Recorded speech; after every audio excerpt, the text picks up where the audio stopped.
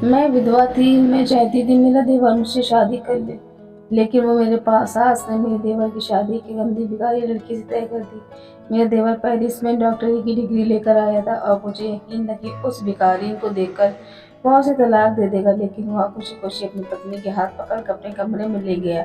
रात में दूध देने के बहाने मैं उसके कमरे गई तो मेरे देवर की देख जोर-जोर से चिल्ला रही थी, क्योंकि मेरी शादी के 4 महीने बाद ही मेरे पति की मृत्यु हो गई थी। मैंने अपने दुःख के 4 महीने अपने ससुराल वालों के साथ बिताए, जिसके बाद मेरे माता-पिता लेने आए थे, लेकिन मैं उनके साथ नहीं गई, क्योंकि मैं उन पर बोझ नहीं बनना चाहती थी। मेरे माता-पिता की स्थिति बहुत ही ख़ास नहीं थी, क्योंकि उन्हें बड़ी मुश्किलों से मेरी शादी तय की थी। मेरे ससुर बहुत ही अच्छे थे। मेरी सास के केवल 2 बेटे और 1 बेटी थी। मेरा देवर मेरे पति से 1 साल छोटा था। मेरा पति की मृत्यु के बाद मुझे लगा कि मेरी सास की मेरी शादी मेरे देवर से करा देनी चाहिए, इसलिए मैं उनका दिल जीतने की भरपूर कोशिश कर रही थी। मैं घर का काम खुद ही करती थी। रात को सोने से पहले अपनी सास के पैर दबाती। मैं अपनी सास से बहुत ही सेवा करती थी, क्योंकि मैंने सोचा था कि उन्हें एक बार फिर मुझे अपना बनाकर इस घर में ले आना चाहिए। मेरी शादीशुदा ननद हमारे घर बहुत कम आती थी, क्योंकि मेरी सास ने भी अपनी शादी बहुत अमीर घर में करवाई थी, इसलिए भाई उनके घर आना-जाना पसंद नहीं था। उनके घर में किसी भी चीज़ की कोई कमी नहीं थी, वो वहाँ बहुत खुश थी। लेकिन जब भी मेरी ननद घर आती तो मैं उसका बहुत ही अच्छे से इज़्ज़त करती थी। मैं रोज़ उसके पसंदीदा भोजन बनाती और उसके बच्चों को खूब लाड-प्यार करती थी। इस वजह से मेरी सास मुझे हमेशा खुश रखती थी और बदले मुझे ढेर सारा आशीर्वाद देती। वह कहती थी कि भगवान से प्रार्थना करती हूँ कि मेरी दूसरी बहू भी तुम्हारी जैसी हो। मैं तुम्हें मेरे लिए मेरी बेटी की तरह ही हो, क्योंकि मैं भी लड़की इतनी सेवा नहीं करती जितना तुम करती हो। तुम अपनी सास का दिल जीतने के लिए कुछ भी करना पड़ा, क्योंकि हमारे घर में मेरी सास की राज था, सब कुछ नहीं अच्छे से अनुरूप होता था।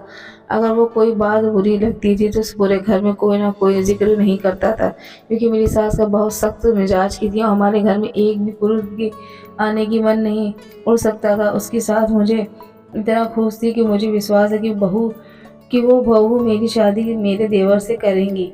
मेरा देवर पेरिस की डॉक्टरी में पढ़ाई कर रहा था और भारत लौटने की केवल 3 महीने ही हुए थे, लेकिन मैं मन ही मन बहुत ही खुश थी। अब एक बार फिर ये घर मेरा होने वाला था और मैं इस घर की मालकिन बनने वाली थी, क्योंकि मैंने अपना पूरा जीवन गरीबी में बिताया था और जब मैं यहाँ आया तो मुझे पता चला कि आराम क्या होता है।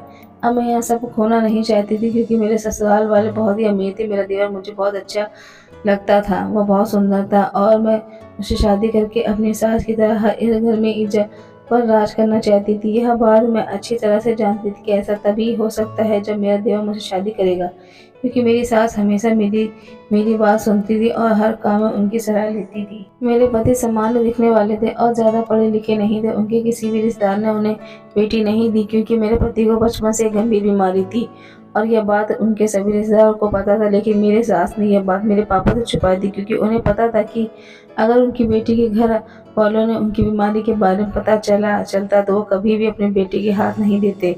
मेरे पापा को यह बात बिल्कुल भी नहीं पता था, इसलिए जब उन्होंने मेरी शादी के लिए हाथ मांगा तो मेरे पापा तुरंत तैयार हो गए। मैं शादी करके इस घर में आ गई। मेरी किस्मत में जो लिखा था उसे कोई टाल नहीं सकता था। मेरी शादी के 4 महीने ही बाद ही मेरे पति की तबीयत अचानक खराब हो गई। मेरी सास ने मेरे पति का इलाज का बहुत पैसा खर्च किया। सास इतने इलाज के लिए दूसरे देश ले जाने को भी तैयार थी, लेकिन मेरे पति की दया ज़्यादा समय नहीं था और कुछ ही दिनों के उनकी मृत्यु हो गई। मेरे पति की मृत्यु के बाद मैंने 1 साल तक कोई काम नहीं किया, अच्छे से देखभाल की, लेकिन उन दोनों दिन में बहुत ही ज़्यादा दुःख थे। जब मेरी सास ने कहा कि अब से मैं अपने छोटे बेटे की शादी कर दूँगी, मैं मन ही मन सोच रही थी कि एक नौकरानी की तरह दिन-रात उसके पीछे पड़ी रहती हूँ, लेकिन अब भी मेरी सारी मेहनत बर्बाद होने वाली थी और ऐसा बिल्कुल भी नहीं देने वाली थी। एक बार मैं और मेरे सास मंदिर के दर्शन के लिए गए थे। हमने देखा कि एक जवान लड़की भीख मांग रही थी, जो अंधी थी। उसे देखकर मेरी सास बहुत चिंतित हो गई और उसके पास बैठ गई और पूछने लगी कि तुम अंधी कैसे हो गई और ये क्या कर रही हो? आप कहाँ रहते हैं? मेरी सास उससे ऐसे बात कर रही थी जैसे वह उसे शुरू से जानती हो। मैं सोच रही थी कि मेरी सास एक भिखारी के पास बैठी थी, कैसे बैठी थी वो, उन्हें कैसे जानती थी। वह भिखारी से माफ़ी मांग रही थी और उसे अपने साथ चलने के लिए कह रही थी। भिखारी मेरी सास से कह रही थी मैं आपके साथ बिल्कुल नहीं आऊँगी। मेरे साथ जो कुछ भी हुआ है वो आपकी वजह से हुआ है और उसके लिए मैं आपको कभी माफ़ नहीं करूँगी। सास रो-रो कर उसकी माफ़ी माँग रही थी और कह रही थी, अब तू जो चाहेगी वही होगा। अब तेरी हर इच्छा पूरी होगी। तू बहू बहू मेरे साथ घर चलवा। सास उस अंधी भिखारी को अपने साथ घर ले आई।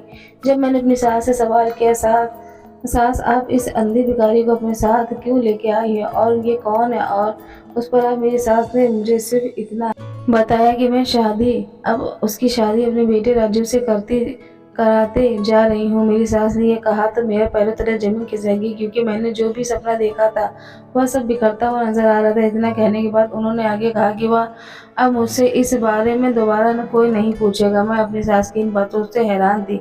वह अपने डॉक्टर बेटे की शादी इस अंधी भिखारी लड़की से कैसे करा सकती है?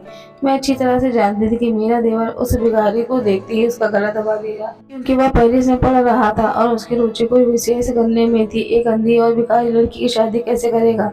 मैं अपनी सास के व्यवहार से आश्चर्यचकित थी। कुछ ही दिनों में मेरा देवर भारत लौट आया। मेरी सास ने उसकी शादी की तैयारी शुरू कर दी। मेरी सास ने मेरे देवर को शादी के बारे में बताया था, लेकिन उसने उसे यह नहीं बताया था कि जिस लड़की से उससे शादी के लिए चुना था वह अंधी थी। मैंने अपने देवर को यह बताने की बहुत कोशिश की कि तुम्हारी माँ ने तुम्हारे लिए एक अंधी भिखारी चुनी है, लेकिन मेरी सास ने मुझे यह मना किया था कि राजू को पता नहीं चलना चाहिए कि यह किसी से शादी कर रहा है। जब शादी का समय आया तो लड़की देखकर मेरा देवर बहुत खुश हुआ, लेकिन मैं ये देखकर हैरान रह गई कि एक अंधी लड़की को देखकर मेरा देवर इतना खुश क्यों हुआ। मेरा चिंता बढ़ती जा रही थी। मुझे कुछ समझ में नहीं आ रहा था कि मेरे देवर ने अंधी लड़की से शादी करने के सामने ही अपनी पत्नी का हाथ पकड़कर कमरे में ले गए, लेकिन मेरे लिए सपने चकनाचूर हो गए। मेरी सास ने मुझसे कहा कि तुम्हारी मेरी देवर और देवरानी की सारी जिम्मेदारी निभानी होगी, क्योंकि वह अंधी है और कुछ देख नहीं सकती, इसलिए खाने पीने से लेकर हर चीज़ की जिम्मेदारी मेरी है और मैं इसे बिल्कुल भी बर्दाश्त नहीं कर सकी। पहले मैंने इस घर के में अपनी सास की बहुत सेवा की थी, अब मेरी छोटी देवरानी की सेवा करने का समय आ गया था। मैंने हिम्मत करके अपनी सास से इस बारे में बात करने का फैसला किया और उनके कमरे में चली गई। मैंने अपनी सास से कहा, आपने मेरे बारे में क्या सोचा है? आप मुझे को कबूल तक नौकरानी की तरह रखोगे? पहले तो सिर्फ आप ही थी और अब आपने मेरे सिर पर एक अंधी लड़की बिठा दी। आप मेरे पति को माँ हो तो मैं पूरे मन से आपकी सेवा कर रही थी, लेकिन मैं अब अंधी भिखारी की सेवा नहीं कर सकती। मेरी सास ने कहा, तुम मेरे पास आओ और मैं तुम्हें बताऊंगी कि वह वास्तव में कौन है। मुझे अपनी सास के साथ कुछ अच्छा नहीं लग रहा था। मेरा दिल उसके साथ बैठने को तैयार नहीं हो रहा था। मैं अभी इस घर को छोड़कर चले जाना चाहती थी। मैं अपनी सभी योजनाओं से विफल हो चुकी थी और मैं उनसे कुछ भी सुनना नहीं चाहती थी, लेकिन मैं ऐसा नहीं कर सकूं। मुझे अनजाने जाने में अपनी सास के पास बैठना पड़ा। मेरी सास कहने लगी, यह बात तब की है जब राजू पेरिस में नहीं था। उसने मुझे बताया कि वह हमारी गली में रहने वाली नीति से प्यार करता है। वो दोनों एक दूसरे से बहुत प्यार करते थे। राजू हमेशा मुझसे कहता था, तुम्हें उस लड़की के घर जाकर शादी के लिए उसका हाथ मांगना चाहिए, जाओ। लेकिन मुझे राजू की कहानी बिल्कुल पसंद नहीं आई, क्योंकि वो लोग बहुत गरीब थे। मैं चाहती थी कि राजू की शादी किसी बहुत बड़े अमीर घर में हो। राजू ने मुझे बहुत समझाया कि पैसे का इंसान की खुशी से कोई लेना देना नहीं है, क्योंकि मुझे यह बात समझ में नहीं आई। मैं लड़की के माता पिता के घर गई और उनसे कहा कि आप अपनी बेटी को समझाइए कि आपको वहीं रहना चाहिए, मेरे बेटे से दूर नहीं तो हमारे साथ अच्छा नहीं होगा। मैं आप जैसे लोगों को अच्छी तरह जानती हूँ। आपके बेटे की नज़र मेरे बेटे के पैसों पर है, इसलिए आपकी बेटे ने मेरे बेटी को प्यार के जाल में फंसाया है। आप जैसा सोचोगे मैं वैसा बिल्कुल नहीं होने दूंगी। लड़की की माँ रोते हुए मुझसे कहने लगी कि हमने अपनी बेटी को ऐसा कुछ नहीं बताया। हम गरीब लोग हैं लेकिन इज्जतदार हैं। अगर आप यहाँ आकर ऐसे बोलेंगे तो समाज में हमारा नाम खराब होगा। प्लीज़ यहाँ से चली जाओ। नित की माँ ने कहा था कि इसके बाद मैं नित को कभी तुम्हारे बेटे से नहीं मिलने दूंगी। अब वह आपके घर का यह तमाशा होने के बाद हम घर लौट आ रहे थे। उसके घर के बाहर बहुत से लोग जमा हो गए थे। सभी लोगों के इसके बारे में पूछा था। नित्य की माँ गर्दन शर्म से झुक गई थी और खूब रो रही थी। जब मैं घर आई तो राजू के से बिल्कुल भी बात नहीं की। मैंने उसे डिनर पर बुलाया तो उसने डिनर करने को मना कर दिया। माँ, नित्य का क्या हुआ? अपना बिल्कुल भी बर्दाश्त नहीं करूँ, लेकिन क्योंकि पहले कभी ऐसा नहीं हुआ था कि राहुल ने मुझसे बात नहीं की। राजू एक बहुत ही आज्ञाकारी लड़का था, वह मेरे बुलाने पर भाग आता था। वह सब इसलिए हुआ कि नित्य फोन करके राजीव को पूरी सच्चाई बता दी। अगली सुबह जब राजीव घर से बाहर जा रहा था तो मैंने उससे पूछा, कहाँ जा रहे हो? तो उसने कहा कि नित्य से मिलने उसके घर जा रहा हूँ। मैंने उसे रोकने की बहुत कोशिश की कि कहीं नित्य ने सिर्फ तुम्हारे पैसे की परवाह है और मैं तुम दोनों को कभी शादी नहीं करूंगी। राजू ने मेरी एक बात न सुनी और घर से निकल गया। थोड़ी देर बाद जब घर वापस दोबारा आया तो बहुत जोर जोर से रो रहा था। उसने अब कमरे में जैसा देखा था उसने सारा सामान व्यस्त व्यस्त कर दिया था। मैंने उसके कमरे का दरवाजा कई बार खटखटाया लेकिन उसने मेरे सवाल का कोई जवाब नहीं दिया। मैं खुद से कमरे में बंद कर लिया। उसने पूरे दिन खाना भी नहीं खाया और मुझे राजीव का व्यवहार बिल्कुल भी बर्दाश्त नहीं हुआ, क्योंकि मैं उसकी माँ थी और मैं उसे अपनी जान से भी ज्यादा प्यार करती थी। मेरा बड़ा बेटा बचपन में ही बीमार था और मैं अब अपने दूसरे बेटों को खोना नहीं चाहती थी। मैं नित्य और उसके परिवार को इस गांव से बाहर निकालने के लिए कुछ भी करना चाहती थी, क्योंकि मैंने सोचा था कि अगर वह गांव छोड़ देगी तो राजीव उसे भूल जाएगा और यह सब कुछ ठीक हो जाएगा। राजीव ने उस दिन खुद को अपने कमरे में बंद कर लिया था। मैं नित्य के घर वापस चला गया। मैंने नित्य के माता पिता से कहा, आप यह गांव छोड़कर चले जाइए, इसके बदले में आप जितना कहोगे उतने पैसे देने को तैयार हूँ। बस नित्य को यहाँ से कह दो कि वह मेरे बेटे को छोड़ दे और उसकी जिंदगी से निकल जाए।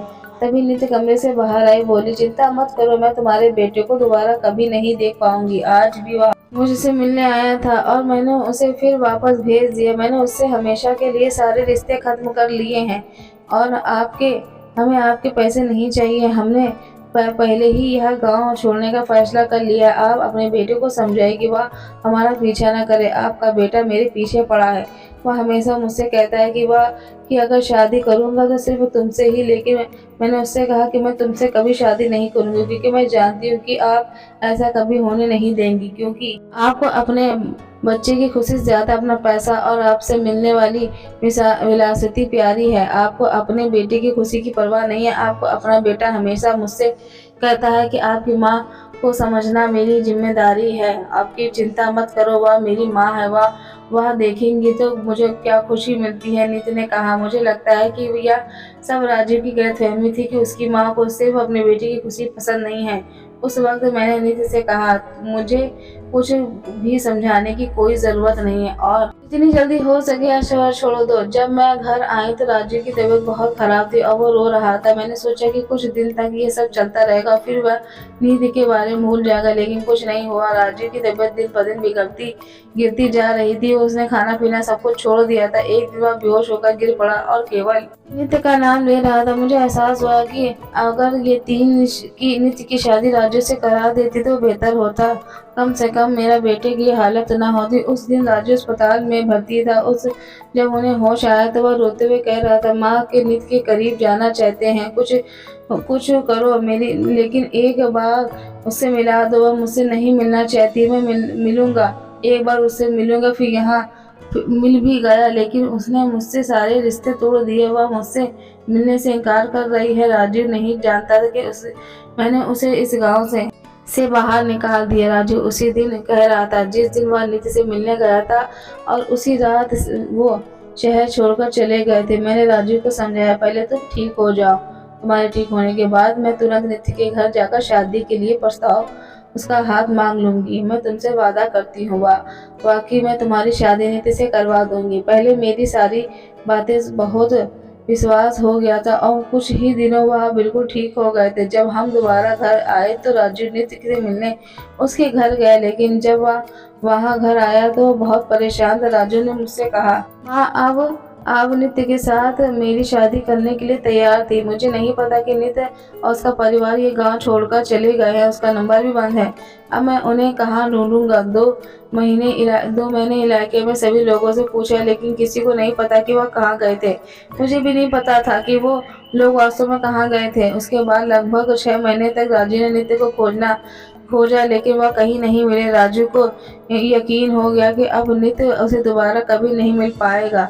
राजीव ने फैसला कर लिया था कि यह देश छोड़कर चला जाएगा और कभी वापस नहीं आएगा। राजू का फैसला सुनकर मैं बहुत परेशान हो गई थी। मुझे अपने व्यापार पर पछतावा व्यवहार पर पछतावा हो रहा था कि मैंने ऐसा क्यों किया। अगर मैंने राजू की शादी निधि से करा देती होती तो कम से कम मेरे बेटा मेरी आंखों के सामने रहता और वह कभी यह देश छोड़कर नहीं जाता। मैंने राजू को समझाने और रोकने की बहुत ही कोशिश की, लेकिन वह मेरी बात को से सहमत नहीं हुआ। उसने लेकिन वह मेरी बात से मुझसे कहा कि मैं नित्य के बिना बिल्कुल भी नहीं रह सकता और यह रहकर मुझे हमेशा नित्य की याद आएगी। मेरे लिए अब जीना बहुत मुश्किल हो गया है। तो राजू बहुत रो रही थी और मुझे उसके व्यवहार पर पछतावा हो रहा था। मैंने अपनी जिद के आगे अपनी बेटी की जिंदगी बर्बाद कर दी। अगर यही शादी मैंने नित्य से की होती तो आज वह कितना खुश होता। अपनी बेटी की इस हालत के लिए मैं खुद ही दोषी मान रही थी। मेरी वजह से उसकी आंखों में बहुत आंसू आए। उसके बाद राजू पेरिस चला गया और मैं नित को ढूंढने लगा। मैंने नित के सामने रिश्तेदारों को भी वह कह दिया कि अगर नित कहीं नहीं मिले तो मुझे बताना। लेकिन हैरानी की बात यह थी कि उन लोगों को पता ही नहीं था कि नित के घर के लोग कहाँ गए हैं। और मैं रोज मंदिर जाती थी और भगवान से प्रार्थना करती कि नित जल्दी से जल्द मुझे मिल जाए ताकि मैं अपने बेटे की खुशियाँ वापस लौटा सकूं।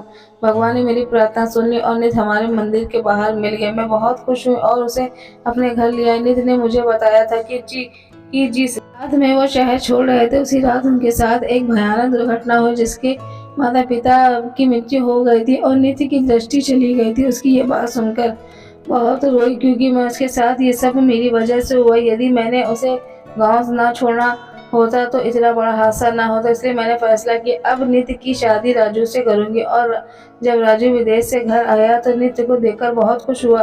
राजू को खुश देखकर मेरी चिंता भी दूर हो गई। मैं अपने जीवन में एक पल के लिए भी संतुष्ट नहीं थी। मेरे लिए मेरे बच्चों की खुशी पैसे से ज्यादा महत्वपूर्ण भी। यह सब बताते मेरी सास की आंखों में आंसू बह रहे थे। उसमें मुझसे कहा, बहू मुझे पता है तुम्हारे मन में क्या है। मैं कभी वही जानना कर सकी तो तुम चाहती हो क्योंकि मैं मजबूर थी। तुम मेरे बेटी और तुमने मेरी जब सेवा की है उसका फल ईश्वर तुम्हें देगा। अगर तुम चाहो तो मैं तुम्हारे लिए एक अच्छा लड़का ढूंढ लूंगी और तुम्हारी शादी एक अमीर घर में कर दूंगी। लेकिन राजू की खुशी केवल नींद थी। वह तुम्हारे साथ कभी खुश नहीं रह सकता। संपत्ति के 2 हिस्से में बांट दूंगी। एक हिस्सा तुम्हारा होगा और एक दूसरा हिस्सा राजू का होगा। और फिर भी यदि तुम्हें अपने जीवन के बारे में कोई निर्णय लेना है तो मैं तुम्हारे साथ हूँ। मुझे अपनी सास को यह कहता हुआ सुनकर बेहद दुख हुआ कि मैं जो सोच रही थी मैं बिल्कुल गलत थी। मेरे मन में पैसे का लालच कितना बढ़ गया था। मैंने पैसे के आगे परिवार का प्यार नहीं देखा। अगर उन्होंने फैसला किया होता तो अपने बेटे की मौत के बाद मुझे मेरे घर भेज देती, लेकिन उन्होंने ऐसा कुछ नहीं किया। लेकिन मेरी सास ने मुझे अपनी बेटी की तरह अपने पास रखा। उस समय मैंने अपनी सास से कहा कि मैं आपके कहीं नहीं छोड़कर जाऊंगी। मुझे इस घर से जितनी खुशी और संतुष्टि मिलती है उतनी कहीं नहीं मिली। मेरी सास ने मेरी बात सुनी, मुझे गले लगाते हुए कहा, तो मेरी बहू नहीं मेरी बेटी हुई है। सुनकर मुझे बेहद खुशी मिली। मैंने सास से कहा, मैं राजू की और नित्य के कमरे में खाना लाकर दूंगी। आप अपनी उनकी चिंता मत करो। मैं नित्य का ख्याल रखूंगी। और यूं नित्य अंधी है, वह मेरी बहन जैसी। मैं उसे कभी यह एहसास नहीं होने दूंगी कि वह देख नहीं सकती। मैं उसकी अच्छी देखभाल करूंगी। मेरी सास ने पूरे सर पर हाथ रखा और कहा, बहू मुझसे तुझसे यही उम्मीद थी। मैं खाना लेकर राजू के कमरे में गई। उसके कमरे में 3 आईने डॉक्टर मौजूद थे और राजू उनसे केवल नित्य के बारे में ही बात कर रहा था। डॉक्टर कह रहे थे, यह नित्य है वह लड़की जिसके बारे में हमेशा तुमसे बात करता था। वह मैं उससे बहुत प्यार करता था और मैं भगवान का शुक्रिया अदा करता हूँ कि मुझे मेरा प्यार दोबारा मिल गया। राजू के दोस्त नित्य को खूब तारीफ कर रहे थे और उसकी हकदार थी। नित्य वाकई बहुत खूबसूरत लग रही थी। राजू के दोस्त ने कहा, चलो नित्य को पेरिस ले जाकर उसका ऑपरेशन करवाएंगे। जल्द उसकी आंखों के रोशनी वापस आ जाएगी। नित्य की आंखों की रोशनी एक बार फिर वापस आ जाएगी और हम दोनों इस घर में बहनों की तरह खुशी से रहेंगे। यह सोचकर मुझे खुशी हो रही थी क्योंकि मैं भी अब दूसरी शादी ना करने का फैसला कर लिया था, क्योंकि मैं अब मेरी सास को ही माँ मानती थी और उसकी सेवा करना मुझे बहुत अच्छा लगता था। ये एक काल्पनिक कहानी है।